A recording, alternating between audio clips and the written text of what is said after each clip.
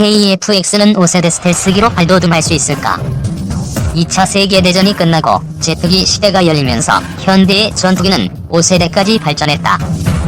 대표적인 1세대 전투기인 미국의 F-86 세이버는 한국전쟁에서 9세대 내 미그-15와 치열한 격전을 벌였다. 마하 1 미만의 함속으로 날며 기관총이나 기관포를 주무장으로 삼았다. 프로펠러 전투기보다 월등히 빨라졌지만 가시거리 내에서 적기의 꼬리를 잡아 격추하는 방식 자체는 달라지지 않았다. 2세대는 초음속 비행이 가능해졌으며 레이더와 미사일을 장착했다. 3세대는 발달된 레이더와 미사일을 사용해 가시거리 밖에서 적기를 공격할 수 있는 능력을 갖췄다. 미국의 F-105 선더치프, F-4 팬텀 등의 2에서 3세대 전투기는 월남전에서 실전을 치렀다. 현재 많은 국가에서 주력으로 삼고 있는 전투기는 4세대로 1970년대 처음 등장했다. 공대공 전투와 대지 공격을 겸할 수 있는 다목적 전투 폭격기 역할을 할 수 있고 레이더와 항법 장비도 기억적인 성능 향상이 있었다. 컴퓨터를 활용한 비행제어 기능과 특정 방향으로 전파를 집중해 더 멀리서 더 정확한 정보를 얻을 수 있는 위상 배열 레이더 등을 갖춘 최신 버전은 4.5세대로 불리기도 한다.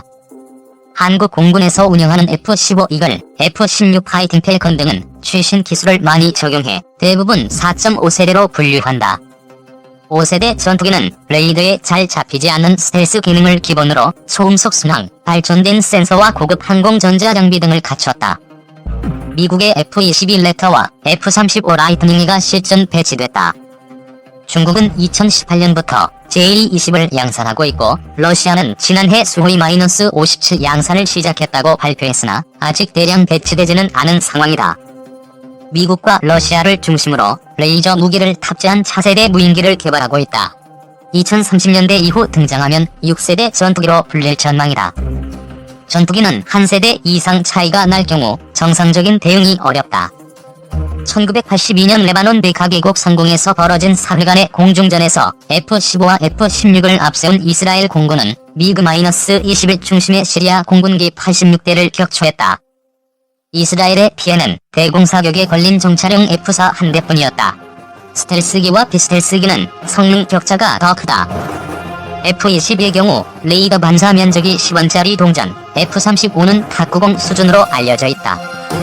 AESA 레이더를 생산하는 한화 시스템 관계자는 일반적으로 100km 거리에서 적기를 탐색할 수 있는 레이더의 경우 F-35는 30km, F-22는 10km 이내에 들어서야 겨우 탐지할 수 있다는 의미라며 스텔스기는 멀리서 적기를 먼저 발견해 유리한 위치로 이동한 다음 선제 공격할 수 있다고 설명했다.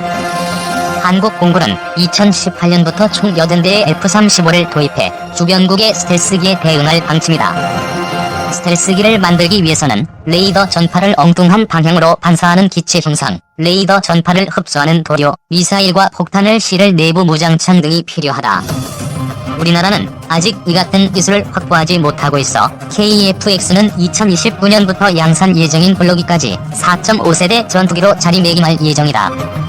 하지만 2030년 이후 개발을 검토 중인 블록 3은 F-35 수준의 스텔스 성능을 갖춘 5세대 전투기가 될 수 있을 것으로 기대된다.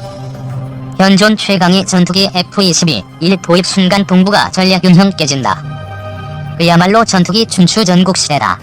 미국을 비롯해 중국, 러시아는 물론 유럽, 심지어 중동 국가까지 신형 전투기를 개발하고 있고 저마다 자신들의 신형 전투기가 세계 최강이라고 주장한다. 미국은 세계 최고 수준인 항공 우주 기술을 집대성한 F-35 시리즈를 배치 중이고 중국과 러시아는 F-35 따위는 가볍게 제압할 수 있다는 J-20과 수호-17을 양산 중이다. 유럽은 그 수호-17과 같은 스텔스기를 잡을 수 있다는 스텔스 잡는 전자망 전투기 유로파이터 타이푼을 만들고 있고 한국도 KF-X 개발에 몰두하고 있다. 압도적인 성능 우위에 있는 전투기. 제각각 스스로를 최강자라 부르며 성능을 뽐내는 이 전투기들은 모두 2000년대 이후 개발된 4.5에서 5세대 등급의 기종들이다.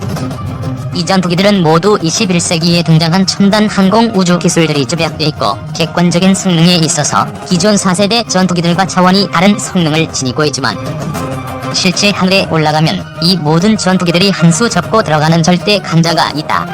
바로 세계에서 오로지 미 공군만 운영하는 F-22A 랩터다. F-22A의 개발은 1960년대까지 거슬러 올라간다. 미 공군은 1980년대에 사용할 차세대 제공 전투기 개발 사업으로 ATF라는 사업을 추진해 1973년 작전 요구 성능 조안을 완성했다. 당초 이 사업은 지상 공격에 초점을 두고 진행됐지만 1980년 사업 계획을 틀어 공대공 전투 임무의 비중이 쏠리기 시작했고 1982년 사업이 본궤도에 오르면서 스텔스 설계를 적용한 대형 제공 전투기로 사업 방향이 굳어졌다. 미 공군은 2차세대 전투기에서 공중우세 개념을 넘어 공중지배 개념을 요구했다. 즉, 기존 전투기들과 맞섰을 때 단순히 우월한 성능이 있는 수준이 아니라 적이 도전 자체를 꿈도 꾸지 못할 정도로 압도적인 성능 우위에 있는 전투기를 요구한 것이다. 이 사업에는 여러 업체가 입찰했지만 결국 결승 단계에는 록히드 마틴과 노스롬만 살아남았고 이들 두 업체가 내놓은 YF-22와 YF-23이 맞붙어 최종 승자가 된 것이 바로 오늘날 F-22였다. 1970년대에 구상해 1980년대 기술을 가지고 1990년에 첫 시제기가 탄생한 것이 바로 F-22라는 말이다. 당초 F-22는 F-15를 대체하는 차세대 제공 전투기로 750대 이상이 생산될 예정이었지만 냉전의 붕괴로 인해 양산 수량이 반이반토막이 났다. 1996년부터 2011년까지 실험용 기체 포함 195대가 생산됐고 현재 미 공군에 남아있는 기체는 183대 뿐이다. 일대 가격이 3억 6천만 달러, 우리 돈 4천억 원에 육박해 세계에서 가장 비싼 전투기인 F-22의 가격은 일반적인 4세대 전투기의 3에서 4배에 달하는 살인적인 가격으로 악명이 높다. 그러나 이러한 가격에도 불구하고 미 공군이 이 전투기를 183대나 지원해 유지하고 있는 이유는 개발 30년이 다 되어가는 현재 시점에서도 다른 그 어떤 전투기도 범접할 수 없는 압도적인 성능 우위를 유지하고 있기 때문이다. 미 공군은 1996년 초기 배치 버전인 F-22A 블라크 10 버전부터 꾸준히 개량을 거듭해왔고 현용 주력 버전인 블라크 30/35 버전을 넘어 블라크 40과 블라크 50 단계까지 넘어가고 있다. 현재 순차적으로 입고되어 개량 중인 블라크 50 버전은 25년 전 배치됐던 기체와는 완전히 다른 기종이라고 해도 과언이 아닐 정도로 성능이 향상됐다. 기존의 레이더로는 탐지 불가능. F-22가 배치 30여 년이 다 되어가는 현재 시점에서도 최강인 이유는 여러 가지가 있는데 가장 중요한 것은 일단 보이지 않는 능력 때문이다. 기존에 알려진 F-22A의 정면 레이더 반사 면적은 0.0001제곱미터 수준이다. 비슷한 덩치의 F-15가 5제곱미터, 훨씬 작은 F-16이 1에서 3제곱미터 정도인 것과 비교하면 수천분의 1 수준으로 기존의 레이더로는 탐지 자체가 불가능한 수준이다. 미 공군은 지난 30여 년간 전파 흡수 코팅 등 성능 개량을 통해 기존의 레이더 반사 면적을 더 낮춘 것으로 알려졌다. 만에 하나 기적적으로 F-22를 탐지하는 데 성공한다 하더라도 적기가 F-22를 향해 미사일을 발사하는 것은 불가능에 가깝다. 전투기가 적기를 향해 미사일을 쏘려면 레이더로 라곤을 해야 한다. 라곤이란 레이더가 STT 상태, 즉 하나의 표적에 지속적으로 전파를 쏴서 미사일 등 무장의 센서가 표적을 인식하도록 해주는 과정인데 F-22는 상대 전투기가 라곤을 위해 레이더 전파를 방사하면 그 레이더 전파와 같은 종류의 방해 전파를 쏴서 라곤을 풀어버린다.